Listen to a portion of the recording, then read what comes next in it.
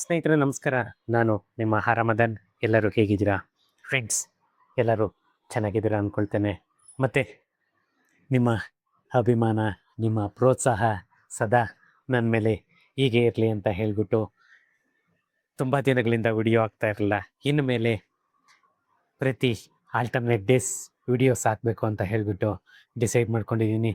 ಯಾರು ಕೂಡ ಏನು ತಪ್ಪಾಗಿ ಯೋಚನೆ ಮಾಡಬೇಡಿ. ಯಾಕಂದರೆ ನನ್ನ ಬ್ಯುಸಿ ಶೆಡ್ಯೂಲಿಂದ ನಾನು ಯಾವುದೇ ವಿಡಿಯೋಸ್ ಹಾಕ್ತಿರಲ್ಲ. ಅಷ್ಟು ಬಿಟ್ಟರೆ ಬೇರೆ ಯಾವುದೇ ರೀಸನ್ ಅಂತ ಏನೂ ಇರಲಿಲ್ಲ.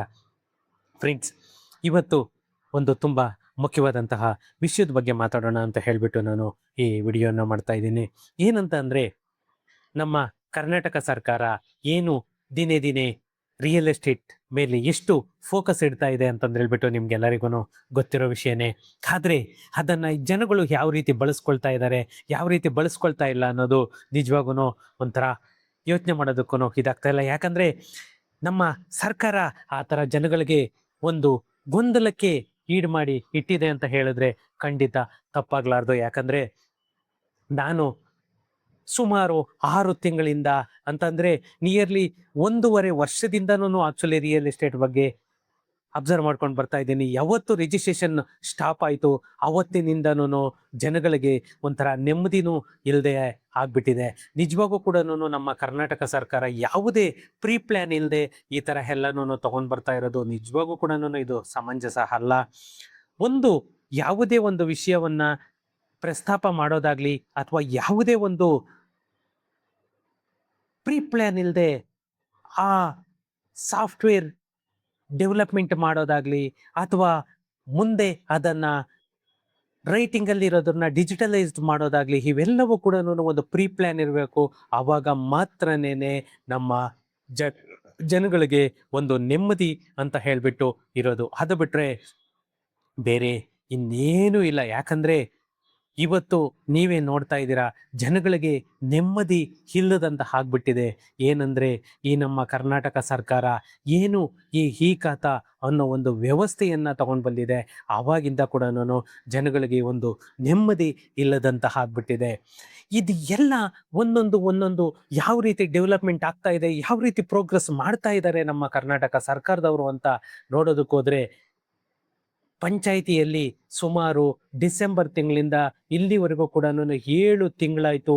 7 ತಿಂಗಳಿಂದ ದಿನೇ ದಿನೇ ಸಾಫ್ಟ್ವೇರ್ ಡೆವಲಪ್ಮೆಂಟ್ ಆಗ್ತಾ ಇದೆ, ಅಪ್ಗ್ರೇಡ್ ಆಗ್ತಾ ಇದೆ. ಆದರೆ ಯಾವುದೇ ಖಾತಾ ಕೂಡ ಇಶ್ಯೂ ಮಾಡಲಿಲ್ಲ. ಇನ್ನು BBMP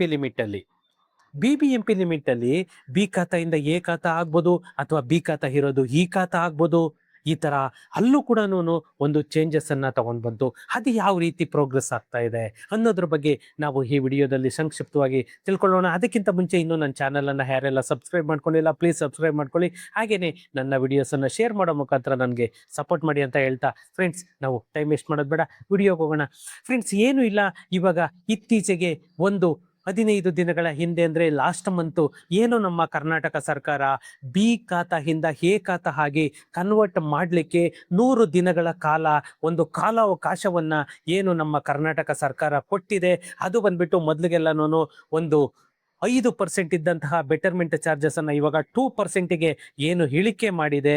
ಇದನ್ನು ಪ್ರತಿಯೊಬ್ಬರು ಕೂಡ ಈ ಸದಾವಕಾಶವನ್ನು ನೀವು ಸದುಪಯೋಗ ಪಡಿಸ್ಕೊಳ್ಳಿ ಅಂತ ನನ್ನ ಕಡೆಯಿಂದ ರಿಕ್ವೆಸ್ಟ್ ಮಾಡ್ತಾ ಇದ್ದೀನಿ. ಯಾಕಂತ ಅಂದರೆ, ನೀವು ಯಾವುದೇ ಸರ್ಕಾರ ಬರಲಿ ಅಥವಾ ಯಾವುದೇ ಗೌರ್ನಮೆಂಟ್ ಉಳಿಲಿ, ಯಾವುದೇ ಗೌರ್ನಮೆಂಟ್ ಬೀಳಲಿ, ನಿಮಗೆ ಕಾನೂನು ಒಂದೇನೆ. ಯಾಕಂದರೆ ಇವಾಗ ಯಾವುದೇ ಸರ್ಕಾರ ಬರಲಿ, ಯಾವುದೇ ಮುಖ್ಯಮಂತ್ರಿ ಚೇಂಜ್ ಆಗಲಿ ಅಥವಾ ಯಾವುದೇ ಮಿನಿಸ್ಟರ್ ಚೇಂಜ್ ಆದರೂ ಕೂಡ ಇದು ಸರ್ಕಾರದ ಅಮೆಂಡ್ಮೆಂಟ್, ಜಸ್ಟ್ ತಿದ್ದುಪಡಿ ಮಾಡ್ಬೋದು. ಅಷ್ಟು ಬಿಟ್ಟರೆ ಅದನ್ನು ಯಾರು ಕೂಡ ಚೇಂಜ್ ಮಾಡೋಕ್ಕಾಗಲ್ಲ. ನನ್ನ ಅನಿಸಿಕೆ ಪ್ರಕಾರ 2%ಗಿಂತ ಕಡಿಮೆ ಅಂತನೂ ಆಗೋದಕ್ಕೆ ಚಾನ್ಸೇ ಇಲ್ಲ. ಇದಂತೂ ಖಂಡಿತ. ಯಾಕಂದರೆ 5%ಇಂದ ಅದು 2% ಇಳಿಸಿದ್ರು ಅಂತಂದರೆ ನಿಜವಾಗೂ ಕೂಡ ಏನೊಂದು 30-40 ಸೈಟಿಗೆ ಅಮ್ಮಮ್ಮ ಅಂತಂದರೆ 1 ಲಕ್ಷ ಚಿಲ್ಲರೆ ಬರ್ಬೋದು.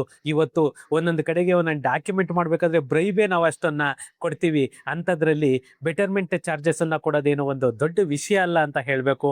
ಯಾಕಂದರೆ ಇಲ್ಲಿ ಇನ್ನೊಂದು ಗಮನಿಸಬೇಕಾದಂತಹ ವಿಷಯ ಅಂತ ಅಂದರೆ, ನಿಮ್ಮದು ಯಾರ್ದೆಲ್ಲನೂ ಬಿ ಖಾತಾ ಇದೆ, ಮೀನ್ಸ್ ಈ ಖಾತಾ ಮಾಡ್ಕೊಂಡಿದ್ದೀರಾ, ಈ ಖಾತಾ ಮಾಡ್ಕೊಂಡಿರೋರು ಕೂಡ ನೀವು ಎ ಖಾತಾಗೆ ಕನ್ವರ್ಟ್ ಮಾಡ್ಕೋಬಹುದು.